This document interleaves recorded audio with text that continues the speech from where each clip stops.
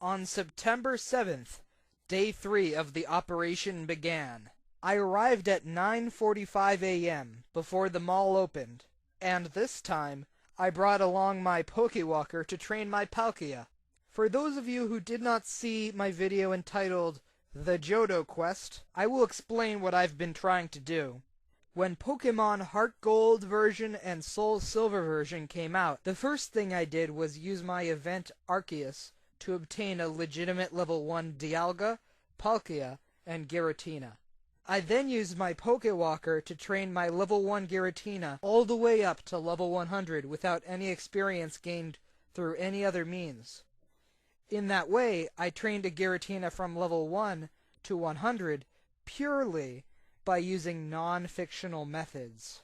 After Giratina got to level 100, I started training my then level 1 Palkia, which I've Pokewalked with for some time now, and so when I got to the mall on that day, it started at level 83.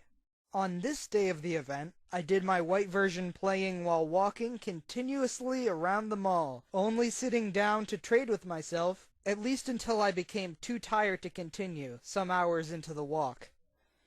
Well, I ate a Subway sandwich in the morning and went on my way. There's a game called The Keymaster, distributed by Sega, and like most things made by Sega, it's a ripoff. Don't worry, Sonic fans, I'm half joking. There are good Sonic games, and there's usually great music in some less than fantastic Sonic games. Well, anyways, I didn't play it, but I did notice some interesting prizes, like iPads, Kindle Fires, portable DVD players, although I don't think people need that anymore, Xbox controller, GameStop gift cards, Xbox Live cards, and a PS Vita. I did some research, and I found that the machine prevents itself from stopping at the winning height unless enough money has been spent in the machine for the game to make a profit. That's why you'll sometimes see someone win something from the machine.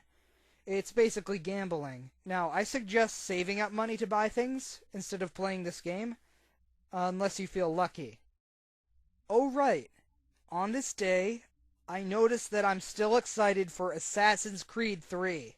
On my walks through the mall, I chewed on gumballs of various flavors, and by far, the least offensive flavor was the black cherry one. The other ones tasted sort of gross. There was a bird flying around in the mall. And also, I saw the pre-Triforce Hylian crest at Newberry Comics, where I also found a Minecraft pickaxe. My Pokewalking gave me 380 watts and 16,600 experience points for Palkia. I continued walking. I saw an American flag, and it reminded me about Generation 5 taking place in Unova, a region based on New York City. New York City is in America, but I wonder where Generation 6 will take place. As I was thinking about Generation 6, Junichi Masuda, the current director of Pokemon, tweeted pictures from London. London recently had the Olympics, so I wonder if Generation 6 will be in a region based on London or England. After I got to 1070 watts, I realized that I was way too tired to move, so I sat down. Then Team Unknown admin Josh showed up and went looking for his lost 3DS, which he couldn't find. So he went to GameStop, and before trading in 2 copies of Platinum which he had, we rescued a number of his Pokemon, including a level 1 shiny Magikarp that he randomly hatched from an egg in Platinum, and many other Pokemon that brought back memories of an age gone by. That shiny Magikarp is possibly the weakest shiny Pokemon ever to live, though it's not really alive, if you come to think of it. It's computer information, like all Pokemon. He bought a blue original Nintendo DS, aka a DS Fat, and we talked about potentially converting it into a Nintendo DS recorder. We eventually did succeed in making a Nintendo DS recorder, but I'll talk about that in another video. It's awesome, but I'll continue talking about the event now. Josh and I walked around the mall, looking at DVDs and stuff. Assassin's Creed Liberation is my only reason so far for wanting to play PS Vita, but I'll probably borrow one from one of my friends in the future in order to play it. By the way, you don't need a guide for Skyward Sword. Just beat it. Do it now. Or eventually. Or whatever. Or actually, if you want to play Assassin's Creed, consider that the modern-day aspect of the game begins in September of 2012 and goes until the upcoming apocalypse in December. You have enough time to play Assassin's Creed 1, Assassin's Creed 2, Assassin's Creed Brotherhood, Assassin's Creed Revelations, and Assassin's Creed 3 before the end of the world, but just barely. So if you're up for it, into the Animus, Mr. Miles. I found Pokemon DVDs for sale, including the Victini movies. I've seen both movies, and I think it should have been only one movie. They are too similar to be considered two separate movies. As it turns out, the only way to make the delivery man face downwards is to save where he spawns and download an event Pokemon. When you do that, he appears next to you instead of on top of you, and he's facing downwards. Right after I discovered that, my friend Cheese showed up, and I ate a thing of rice. As the day went on, Palkia was able to level up to level 84, and thus, I Pokewalked my way to victory. As it turns out, there are sockets at the cafe at the bookstore, so I should have gone there on day 2 when I needed to charge my DS. But of course, our experiences teach us to live and learn, and I will keep this information for future reference.